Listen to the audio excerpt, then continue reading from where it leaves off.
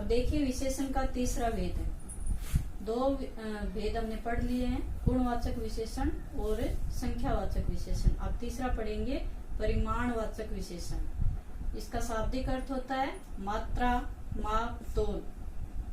परिभाषा देखिए, जो विशेषण शब्द संज्ञा या सर्वनाम के परिमाण अर्थात माप तोल के बारे में बताएं, परिमाणवाचक विशेषण कहलाते हैं। जो हमें माप तोल, मात्रा आदि का जो ज्ञान कराते हैं वो परिमाणवाचक विशेषण कहलाते हैं। परिमाणवाचक विशेषण के भी दो भेद होते हैं। एक है निश्चित परिमाणवाचक विशेषण और दूसरा है अनिश्चित परिमाणवाचक विशेषण। अब देखो, निश्चित परिमाणवाचक के अंतर्गत आते हैं 2 लीटर, 1 किलो, 4 मीटर। और अनिश्चित परिमाणवाचक विशेषण के अंतर्गत आते हैं ज्यादा, थोड़ा, कम। परिमाणवाचक विशेषण का भेद देखिए। निश्चित परिमाणवाचक विशेषण, इसके उदाहरण देखिए। उसके कमीज में 2 मीटर कपड़ा लगा, 4 लीटर दूध लाओ, 1 किलो चीनी लाओ, 4 लीटर तेल लाओ।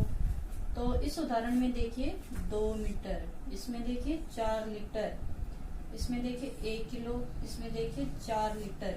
तो ये सारे हमें निश्चित परिमाण का बोध करवाते हैं, यानी निश्चित मापतोल का बोध करवा रहे हैं। इसलिए ये सारे उदाहरण निश्चित परिमाणवाचक विशेषण के उदाहरण है। अनिश्चित परिमाणवाचक विशेषण देखिए। दाल में पानी कम है, वह बाजार से थोड़ा सा आटा लाया। चाय में चीनी ज्यादा है, तो इसमें कम, थोड़ा सा, ज्यादा, ये सारे हमें निश्चित परिमाण का बोध न करवा के अनिश्चित परिमाण का बोध करवा रहे हैं। इसलिए सारे उदाहरण अनिश्चित परिमाणवाचक विशेषण के हैं। अब देखिए, हमने विशेषण पढ़ लिए संख्यावाचक और परिमाणवाचक विशेषण। अब बहुत सारे विद्यार्थियों में ये कंफ्यूजन बना रहता है कि दोनों में अंतर क्या है, दोनों देखने में एक जैसे लग रहे हैं। अब इन दोनों में हम अंतर समझते हैं कि संख्यावाचक और परिमाणवाचक विशेषण में क्या अंतर होता है। तो सबसे पहले देखिए संख्यावाचक विशेषण। जो वस्तुएं गिनी जा सकती है उनके लिए संख्यावाचक विशेषण का प्रयोग किया जाता है। जैसे विद्यालय के पुस्तकालय में 500 पुस्तकें हैं, बाजार से 1 दर्जन केले ले आओ। तो इस उदाहरण में देखिए कि विद्यालय के पुस्तकालय में कितनी पुस्तकें हैं, 500। तो इनको हमें गिन सकते हैं। बाजार से 1 दर्जन केले ले आओ, तो इस उदाहरण में भी 1 दर्जन। तो 1 दर्जन में कितने केले होते हैं, 12 केले होते हैं। तो अब इन चीजों को हम गिन सकते हैं। जिनको गिन सकते हैं वो संख्यावाचक विशेषण के अंतर्गत आते हैं। अब दूसरा है परिमाणवाचक विशेषण।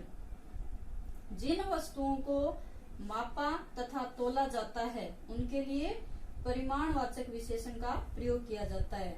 जो माप तोल वाली जितनी भी वस्तुएं होती है वो सारी परिमाणवाचक विशेषण के अंतर्गत आती है। जैसे उदाहरण देखिए, पहलवान प्रतिदिन 2 लीटर दूध पीता है, भिखारी को थोड़ा सा आटा दे दो। तो पहलवान प्रतिदिन कितना पीता है दूध, 2 लीटर। तो इसको हमें गिन नहीं सकते, इसको हमें माप तोल कर सकते हैं। भिखारी को थोड़ा सा आटा दे दो, तो इसमें थोड़ा जो है इसको भी नहीं गिन सकते। तो जिनको हम गिन नहीं सकते वो परिमाणवाचक विशेषण के अंतर्गत आएगी। जिन वस्तुओं का माप तोल करते हैं वो परिमाणवाचक में आएगी, और जिन वस्तुओं की हमें गणना कर सकते हैं वो सारी संख्यावाचक विशेषण के अंतर्गत आएंगी। अब विशेषण का चौथा भेद देखिए, सार्वनामिक विशेषण। सार्वनामिक विशेषण को संकेतवाचक विशेषण भी कहते हैं।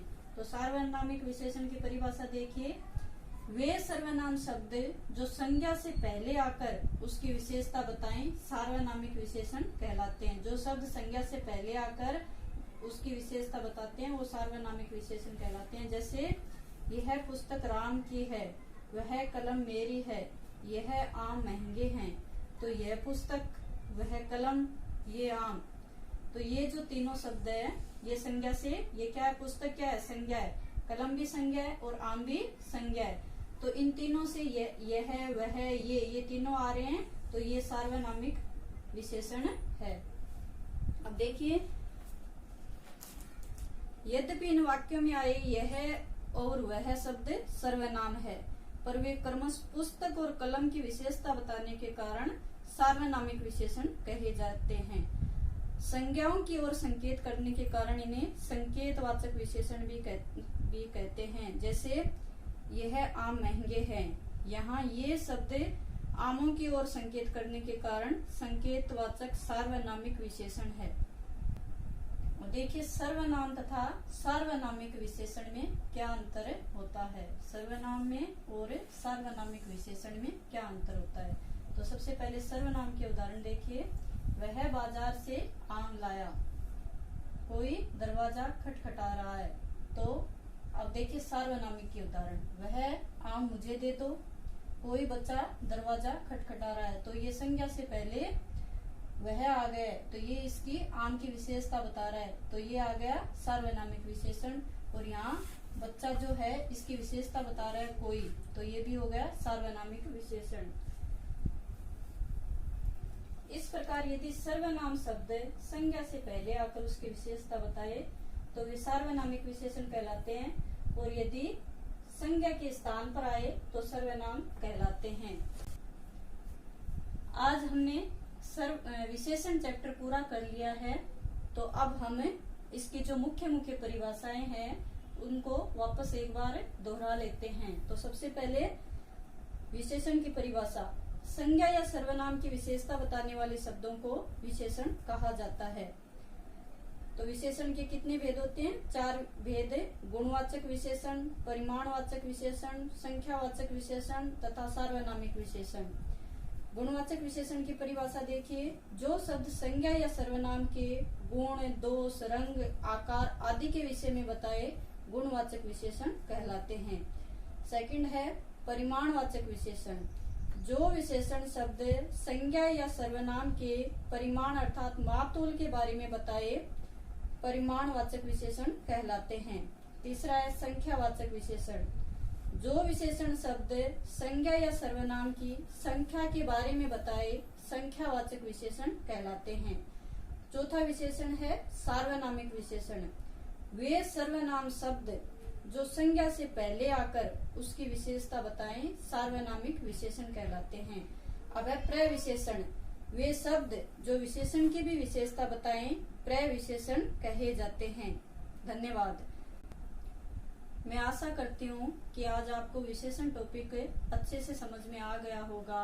अगर आपको अच्छे से समझ में आ गए तो मेरे वीडियो को लाइक और सब्सक्राइब जरूर कीजिए।